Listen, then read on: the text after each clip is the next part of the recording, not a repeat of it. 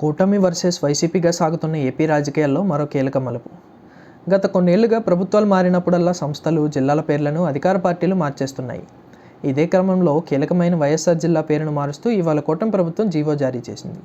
ఇప్పటికే చంద్రబాబు కేబినెట్ జిల్లా పేరు మార్పుపై నిర్ణయం తీసుకుంది. దీన్ని అమల్లోకి తెస్తూ ఉత్తర్వులు జారీ చేశారు. గతంలో మాజీ ముఖ్యమంత్రి వైఎస్ రాజశేఖర రెడ్డి బతికి ఉన్నంత వరకు ఈ జిల్లా పేరు కడపగానే ఉండేది. కడప అంటే దేవుని గడప అని అర్థం. అయితే వైఎస్ మరణం తర్వాత అప్పటి కాంగ్రెస్ ప్రభుత్వం కడప జిల్లాకు వైఎస్ఆర్ కడప జిల్లాగా పేరు మార్చింది. దివంగత ముఖ్యమంత్రి సొంత జిల్లా కావడంతో ఆయనకు నివాళంగా అప్పట్లో ఈ నిర్ణయం తీసుకుంది. అయితే రాష్ట్ర విభజన తర్వాత ఇచ్చిన టీడీపీ ప్రభుత్వం కూడా ఇదే పేరు కొనసాగించింది. కానీ వైసీపీ అధికారంలోకి రాగానే కడప జిల్లా పేరులో ఉన్న వైఎస్ఆర్ను మాత్రమే ఉంచి కడపను తీసివేసింది. దీంతో వైసీపీ హయాంలో ఇది వైఎస్ఆర్ జిల్లాగానే కొనసాగింది. సెంటిమెంట్ పేరైన కడపను జిల్లా పేరులో నుంచి తీయడంపై విమర్శలు వచ్చినా అప్పటి సీఎం జగన్ పట్టించుకోలేదు. దీంతో కేవలం వైఎస్ఆర్ జిల్లాగానే ఇది ఇప్పటి వరకు కొనసాగుతోంది.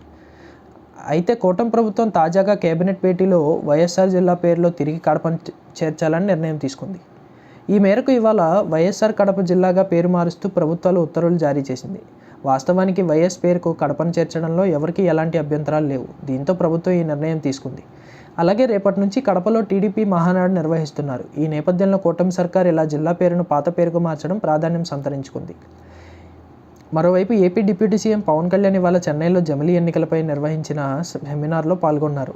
తిరువాయిన్మూరులోని రామచంద్ర కన్వెన్షన్ సెంటర్లో జరిగిన ఈ సెమినార్లో పవన్ కళ్యాణ్ జమిలీ ఎన్నికలపై కీలక వ్యాఖ్యలు చేశారు. జమిలీ ఎన్నికలు దేశ ప్రగతికి చేయూతనిచ్చే సంస్కరణ అని, దేశ జీడీపీకి ఊతమిచ్చే విధానమని తెలిపారు. జమిలీ ఎన్నికలతో దేశానికి ఎలాంటి నష్టం వాటిల్లదన్నారు. తమిళనాట వన్ నేషన్ వన్ ఎలక్షన్ గురించి అబద్ధపు ప్రచారం సాగుతోందని, ఒకప్పుడు కరుణానిధి జమిలీ ఎన్నికలు సూపర్ అన్నారని, ఇది ఇప్పుడు ఎలా తప్పవుతుందన్నారు. జమిలీ ఎన్నికలు దేశానికి చాలా అవసరమైన మార్పు అని పవన్ తెలిపారు. దేశంలో ఎన్నికలు అనేవి ఒక నిరంతర ప్రక్రియలా మారిపోయాయి. దేశ ప్రగతికి ఆటంకం కలిగిస్తున్నాయన్నారు. తరచూ ఎన్నికల నిర్వహణతో భారీగా ఖర్చుతో పాటు సమయం వృధా అవుతోందన్నారు. ఎన్నికల కోడ్ అమలులోకి రావడం వల్ల ప్రభుత్వ విధానాలు అమలు స్తంభించిపోతోందని, తద్వారా అభివృద్ధి, సంక్షేమం నిలిచిపోతుందని గుర్తు చేశారు. జమిలీ ఎన్నికల వల్ల దేశానికి లాభమే తప్ప నష్టం వాటిల్లదన్నారు.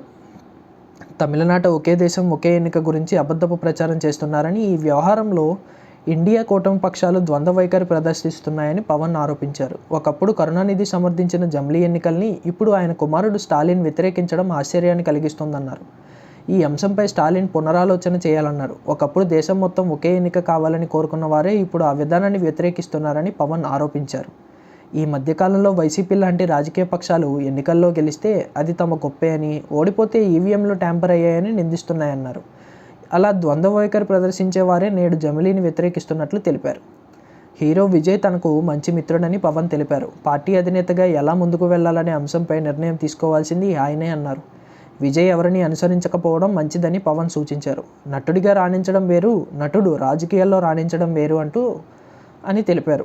కూటమికి మద్దతుగా ప్రచారం చేయడం తన బాధ్యతని, గతంలోనూ మహారాష్ట్ర, కర్ణాటక ఎన్నికల్లో ప్రచారం చేశారని పవన్ గుర్తు చేశారు. అవసరం అనుకుంటే తమిళనాడు ఎన్నికల్లో కూడా ప్రచారం నిర్వహిస్తానని అన్నారు.